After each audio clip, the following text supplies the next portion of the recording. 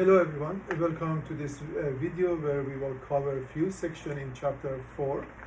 We will explore the process of training a model and dig into what the algorithm is actually doing during the training segment. As a quick review, during the previous chapter, we have optimized a regression task for predicting housing value. We improved the digits image classifier, and even one of the exercise in chapter 3 was built a spam classifier from scratch. We accomplished all of this without knowing how the algorithms work. Although implementation details are not always necessary, however, understanding what is under the hood can be beneficial, like for debugging issues, optimizing more efficiently, or selecting the appropriate model. There are 6 sections in this chapter. Our focus for today is learning algorithms of linear regression, where we will explore into details, including batch and stochastic gradient descent, and the normal equation as an efficient way to fit a linear model. Depending on the length of each topic, I may split the videos in separate videos.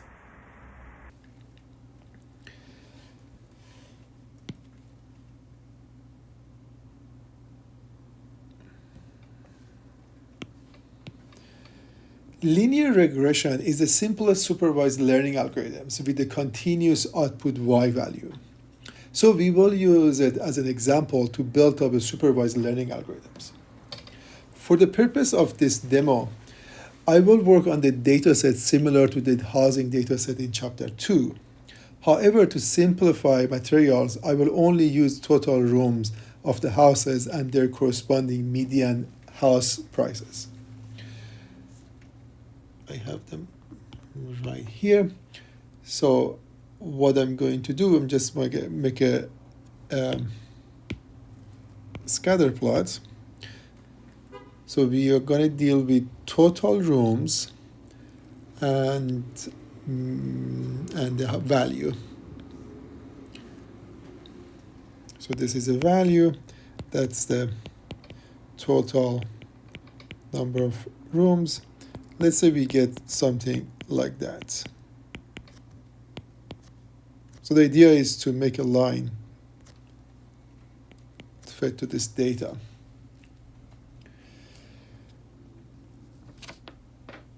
In supervised learning, we fit the training set into learning algorithms. So let's say we have a data here. So we will fit this training set to the learning algorithms, which output a hypothesis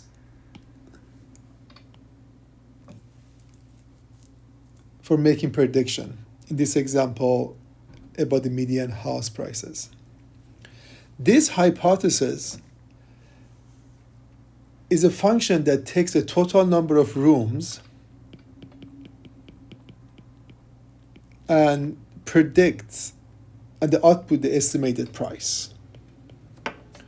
So this workflow, the role of the learning algorithm is to take training set as an input and produce hypothesis. The job of hypothesis is to receive total of rooms as an input and provide an estimate median house value for that district. Hypothesis. When designing a learning algorithms, the first thing we need to consider is how we are representing the hypothesis.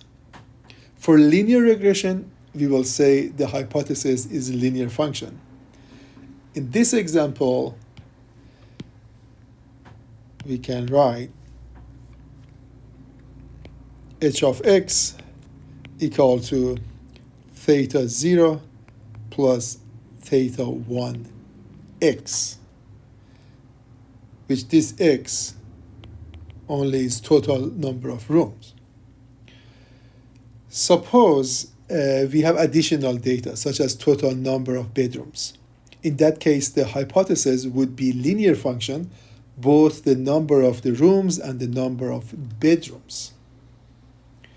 So our hypothesis will be h of x will be theta 0 plus theta 1 x1 plus theta 2 x2, where x1 is, say, total number of rooms, and x2 will be bedrooms on each district. So if we make this notation a little bit more compact, we can write as h of x equal to sigma j start from 0 goes to 2 theta j and x j. Notation of the hypothesis allows us to write theta as three-dimensional parameter.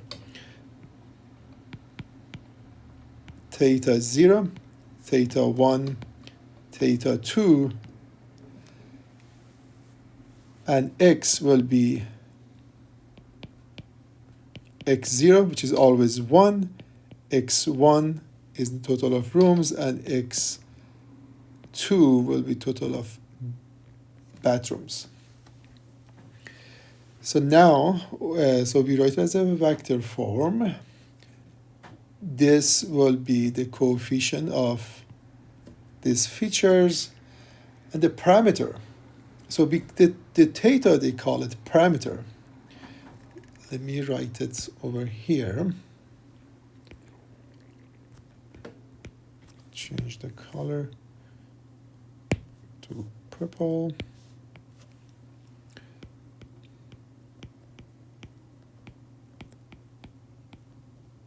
So in this workflow that we see, this learning algorithms, the main job of learning algorithm is to select parameters, these thetas, that the machine give us a good prediction. So let's have few multiple choice questions regarding this, and then we'll continue.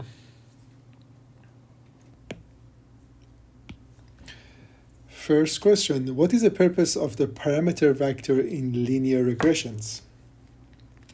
A, to store the input features of the training data. B, to store the output labels of the training data. C, to store the coefficient of the linear equation that maps the input features to the output label. D, to store the residual of the linear equation that maps the input features to the output labels. All right, so the second one, how does the size of the parameter vectors related to the number of input features in linear regression? So in our example, we are talking about theta, which was theta 0, theta 1, theta 2, and input features, we had x, which was x0, x1, x2, and x0 always is 1. Part A, the parameter vector has the same size as the number of input features. B, the parameter vector has a size of 1 more than number of input features. C, the size of the parameter vector is independent of the number of input features. And last one, the size of parameter vector is proportional to the number of input features. So we can answer this in class. Go back to the previous slide, which is here, and remove the slides. The task of learning algorithms is to select the appropriate values for the parameter theta in order to produce a hypothesis. But how can we select the values for parameter theta? We can choose the values for theta such that h of x is as close as possible to y. Let's say we're going to make a line for this, something like that. So we said h of x so far. I'm going to add theta here, h. So this is same as h of x that I was referring to. We have for each point, let's say this is x, I'm going to call it I. For different I, we're going to have like h of theta xi, and we have value of, this is value of y, and this is h of theta of xi.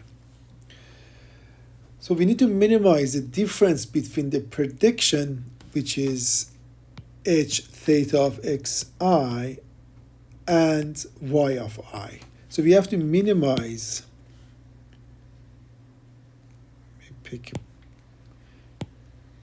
minimize this distance. To choose the best value for the parameter theta, we aim to minimize the square difference between the prediction h theta xi minus y to I, the square of that. We have a data set, the training data set, let's say we have 1 through m. Let me erase this.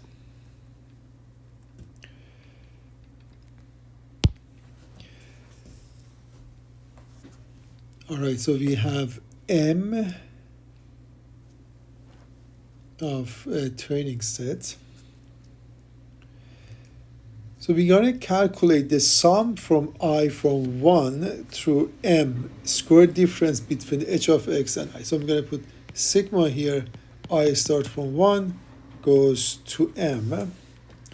To simplify the math, we add a constant of 1/2 to the formula, which does not affect the result of minimizing the function.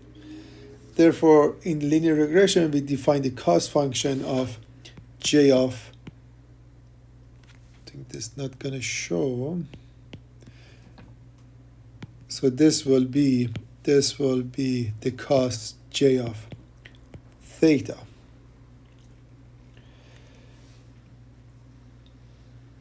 So we have to minimize the j of theta.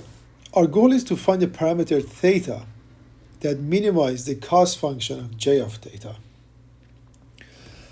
Although other error measures are possible, such as absolute error or the error to the power of 4, for example, but we will focus on a square difference for linear regression. To find the optimal value for theta that minimizes j of theta, we will use an algorithm called gradient descent.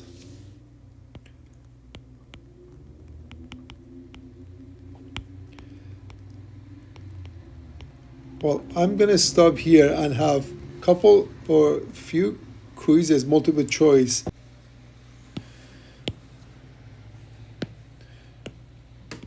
All right, our first question. What is the purpose of choosing parameter theta in linear regression?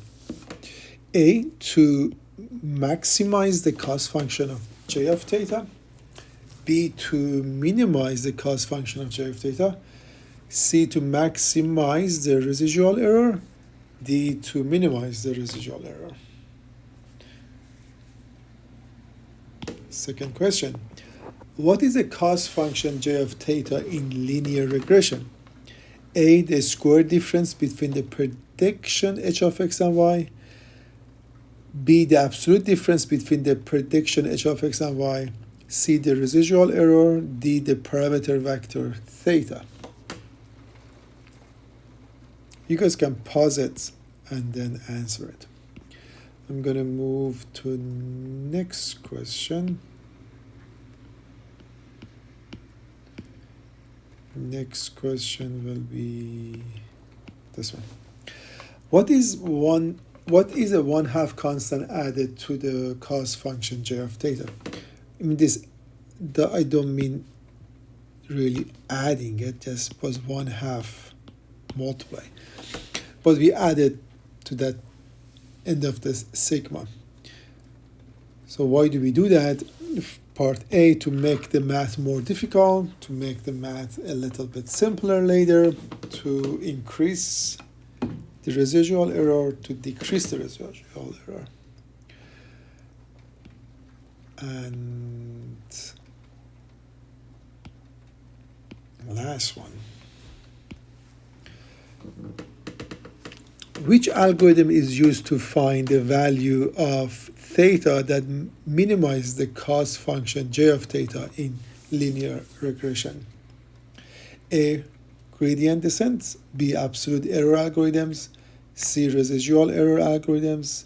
D, square difference algorithms.